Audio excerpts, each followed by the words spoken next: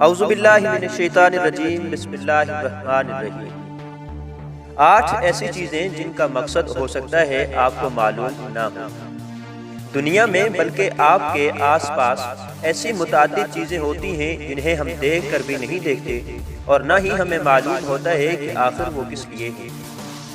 روزمرہ کی زندگی میں آپ کے زیر استعمال بہت سی ایسی چیزیں ہوتی ہوں گی جن میں لگی ہوئی چھوٹی چھوٹی چیزوں کا استعمال سے آپ بے خبر ہوں گے۔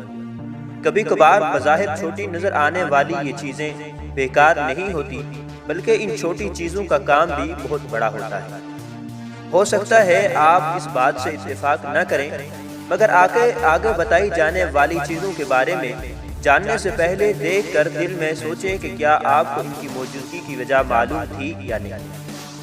معزز سامعین و ناظرین، ہماری آپ سے گزارش ہے کہ اگر آپ ہمارے چینل میں نئے ہیں تو ہمارے چینل کو سبسکرائب کریں، گھنٹی کے نشان کو دبائیں، ویڈیو کو لائک کریں، دوستوں کے ساتھ شیئر کریں اور کمنٹس میں اپنی رائے کا اظہار ضرور کریں۔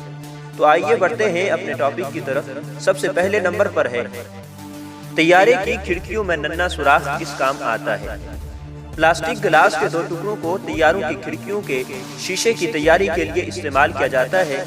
اس کا اندرونی شیشہ ممکنہ طور پر طیارے کے کیبن اور باہر کے دباؤ کے باعث ٹوٹ سکتا ہے۔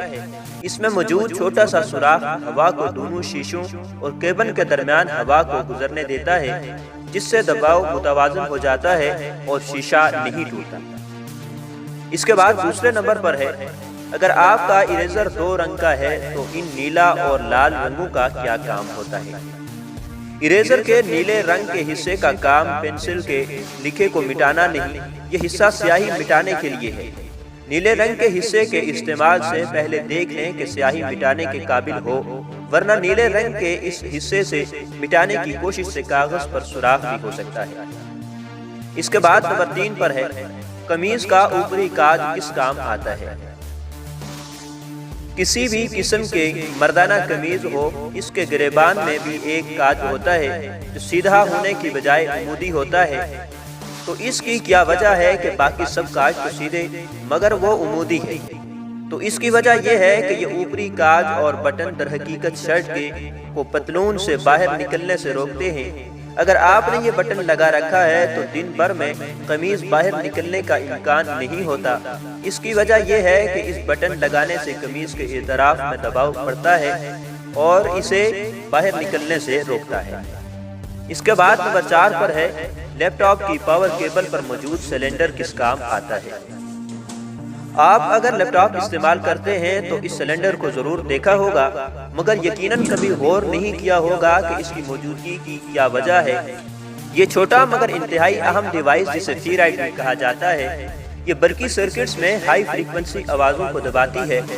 اس کا ڈیزائن حیران کن حد تک سادہ ہے، جسے فیرائٹ سے بنایا گیا ہے، جس کے گرد تار کو لپیٹ دیا گیا ہے۔ اس کے بعد نمبر 5 پر ہے جوگرز میں اضافی سوراخ کس کام آتا ہے۔ بہت کم لوگ ہی جوگرز میں اضافی سوراخ پر توجہ دیتے ہوں گے، مگر یہ بہت کارآمد مقصد کو ذہن میں رکھ کر بنایا گیا ہے۔ ان کا مقصد جوتوں کو پیروں میں فکس رکھنا اور کھیلنے کے دوران ٹخنوں سے رگڑنے سے بچانا ہے۔ اس کے بعد نمبر 6 پر ہے کیا آپ نے کبھی غور کیا کہ شرٹ پر لگے لوپ اور بیک بٹن کا کیا کام ہے۔ اس شرٹ میں لگا ہوا یہ لوپ شرٹ کو استری خراب کیے بغیر ہک پر لٹکانے کے کام آتا ہے۔ اب سے اس لوپ کو نظر انداز مت کریں۔ یہ لوپ اور کالر میں لگا ہوا بٹن ایک ہی کمپنی کی ایجاد ہے۔ یہ بٹن ٹائی کو اپنی جگہ پر قائم رکھنے کے کام آتا ہے، لیکن کہنے والے کہتے تھے کہ ان دنوں ایجادات کے بانی کمپنی کا اصل مقصد 1950 میں اپنی شرٹوں کو منفرد بنانا تھا۔